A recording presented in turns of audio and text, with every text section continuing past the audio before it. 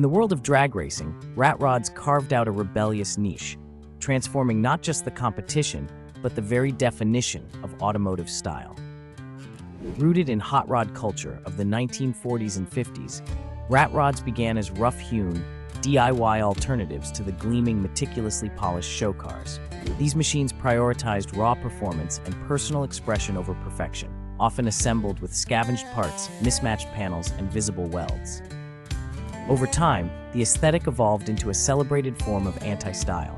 Matte finishes, exposed engines, rusted metal, and hand-painted graphics became badges of honor. In the drag racing scene, rat rod builders pushed boundaries further, modifying bodies for extreme aerodynamics, chopping tops, and stretching frames for improved stability at high speeds.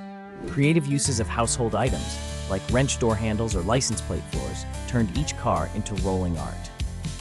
This evolution celebrates individuality, resourcefulness, and the thrill of speed, making rat rods enduring icons of both drag racing and creative freedom, inspiring new generations to embrace innovation and hands-on craftsmanship.